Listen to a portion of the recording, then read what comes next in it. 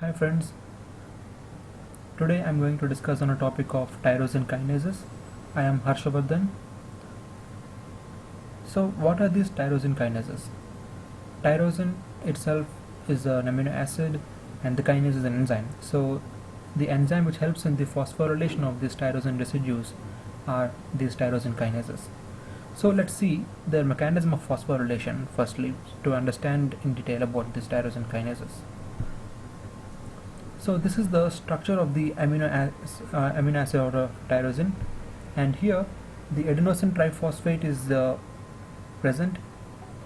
The third phosphate group, that is the gamma phosphate group of this ATP, is added to the tyrosine.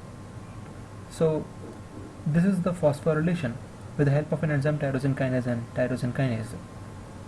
So this gamma phosphate is taken to the tyrosine, and this later on helps in the signal transduction pathway, which helps with the cell proliferation and many other functions. So what are these functions actually?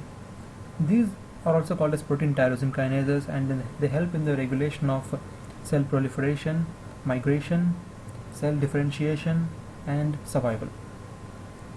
They also play significant roles in the development of many diseases state like immunodeficiency, atherosclerosis, which is a high level of LDL levels in the blood, psoriasis, which is an autoimmune disorder, diabetes, you already know this, osteoporosis and cancer. We generally hear this tyrosine kinase word in the cancer mostly. So these tyrosine kinases, or also these protein tyrosine kinases, are classified into two types: receptor tyrosine kinases and non-receptor tyrosine kinases. Receptor tyrosine kinases are, for example, epidermal growth factor receptor, platelet derived growth factor receptor. These non-receptor tyrosine kinases are, for example, src, c-abl. These are the non-receptor tyrosine kinases, and they share a very common domain of kinase domain, and also along with other domains like this DNA BD, which is a DNA binding protein, DNA binding domain, which helps in the binding of the DNA to that, and some of the domains which help in the binding of the lipid products, and so on. We shall discuss in detail when we go in detail about these specific receptor tyrosine kinases. So firstly we shall go into the c-src. c-src is a first cellular homologue which is found to be discovered in the Rous sarcoma virus, which is a viral oncoprotein, and they are helpful. They are involved in the mitogenic signaling from many types of transmembrane receptors, and they are implicated in a variety of cancers. So this is the mechanism of how this src kinase is activated. If you look at this diagram, this is the inactive state in which the SH3 domain is bound to the proline bridge sequence, to the linker region which is present between the SH2 domain and the PTK kinase domain, and simultaneously this SH2 domain is bound to the Y527, phosphorylated to the P527, which is on the C terminal end of the kinase domain. So these interactions, these intramolecular interactions, help in the not binding of the other kinases and other substrates. So these are present and bound to each other unless they are dephosphorylated. The dephosphorylation means they becomes active. For example, the phosphatases help in the dephosphorylation of the Y527, and they get released. So that leads to the open conformation like this. So all the ligands are exposed, and that leads to the next signal transduction. So the dephosphorylation of these Py527 happens with the help of many phosphatases like PTP alpha, PTP1B, SHP1 by 2, And some of the other ligands like epidermal growth factor receptor, PDGF, platelet hair growth factor receptor, FAC and PIC2 and SHC, the tyrosine phosphorylated adapter proteins, they bind to the SS2 ligands, which helps in the kinase activity. The full activation of this, for full activation of this src kinase, Y416 has to be autophosphorylated. Any mutations in the C-terminal region of the src, as we have discussed, this Y530 helps in the trans-autophosphorylation, that is helpful in the signal transduction. Any lack of this Y530, that leads to the colorectal cancer, or any several point mutations in the C-terminal region may lead to some of the cancers. This Y530 helps in the attachment to the SH3 domain, so that SH2 domain. So it helps in the closed conformation state, and that may not open the receptor to many other ligands. And lack of c-src also leads to the condition called osteoporosis, which has been seen in the mice studies, that c-src is absent, that leads to osteoporosis. Now let's go into the second one, c-abl. This was first discovered as a transformed gene product of Abelson murine leukemia virus called as VABL, and they are localized in the nucleus, and they play a role in DNA damage induced apoptosis. So how does it actually help us in the regulation of these? How it actually does its mechanism? c-abl binds with the retinoblastoma in the G0 and G1 phases, so that whenever this c-abl is bound to the retinoblastoma, their function is repressed. But when retinoblastoma is hyperphosphorylated, that actually happens in the S phase, this retinoblastoma hyperphosphorylation done by CDKs, that is cyclin dependent kinases, this has happened. This retinoblastoma is detached from the c-abl, and the c-abl kinase is activated. Some of the nuclear substrates of c-abl are DNA PK, Rad51. So any DNA damage happen to the is observed, this DNA is bound to the DNA binding domain of the c-abl. So these are some of the substrates: Rad51, SHPTP1, P85 subunit of PI3K. c-abl activates JNK and MAPKs, so that leads to subsequent phosphorylation reactions and the others, leading to the cell differentiation and proliferation. c-abl is involved in the chronic myelogenous leukemia and acute lymphoblastic leukemia. Generally, this chronic myelogenous leukemia is a genetically fusion reaction taking place. The BCR gene is fused with the ABL gene together, and that leads to the elevated kinase activity. So that leads to the blood cancer, that is chronic myelogenous leukemia, and ALL, acute lymphoblastic leukemia.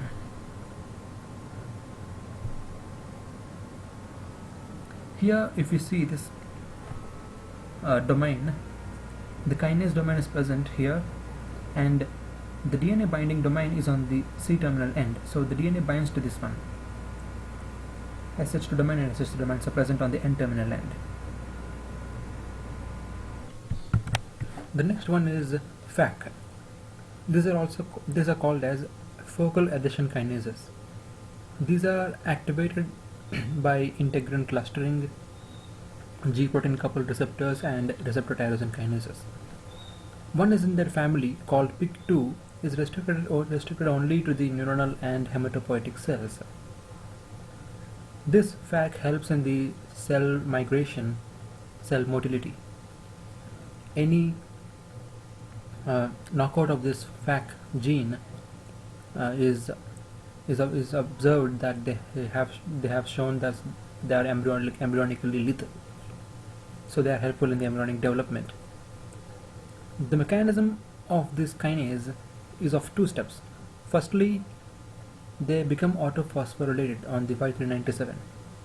So this autophosphorylated Y397 is a high affinity ligand to the SH2 domains of src. So they recruit the src kinases and they further enhance the catalytic activity. And in the second step, few more other tyrosine residues on the FAC is also activated with the FAC itself or otherwise by src kinases.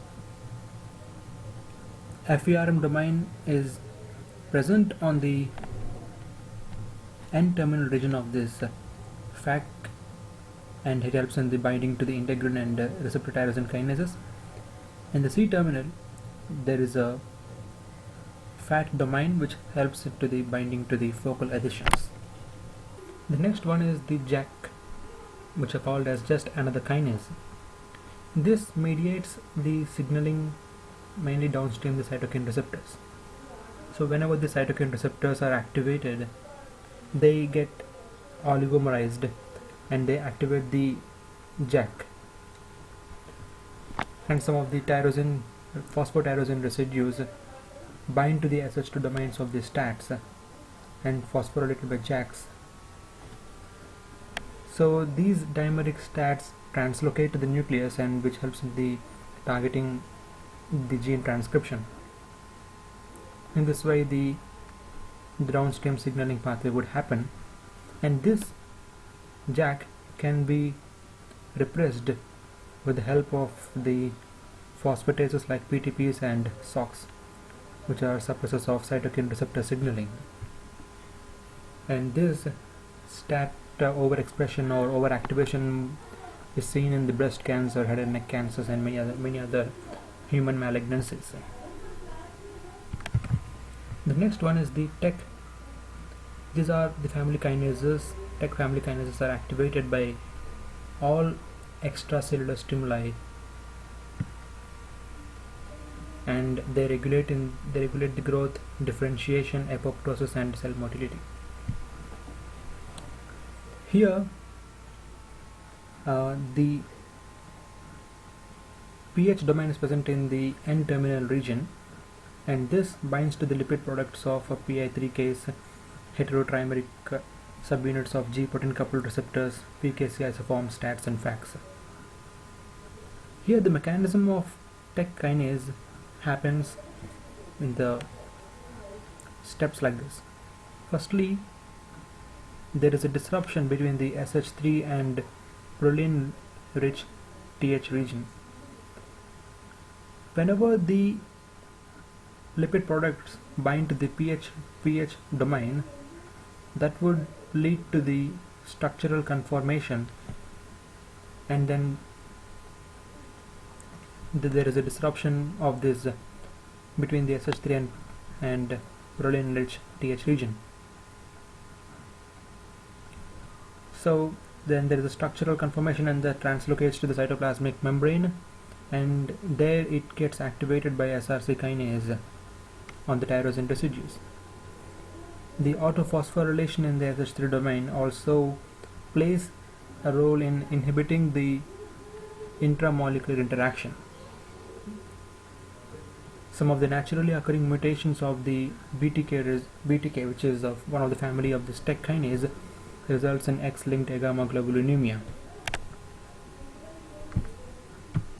The next one is SYK, and SYK and ZAP70 are the early intermediates in the signal transduction of immune receptors, natural killer cell receptors, mast cell and basophil receptors, IgE and Fc portion of IgG.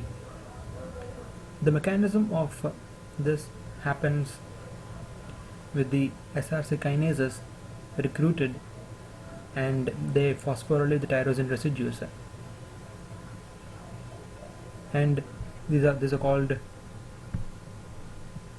immunoreceptor tyrosine based activation motifs. The phosphotyrosines, they bind to these SH2 domains of the SIC and ZAP70. The autophosphorylation takes place and they generate binding sites for the phospholipase C, gamma, VAV and adapter proteins. And the main role is the fibrinogen binding and the subsequent platelet aggregation. So finally we shall discuss on the drugs. The drugs are imatinib, which is a very common drug used in the chronic myeloid leukemia patients, and this is a very famous drug. So this imatinib drug is competitively binding to this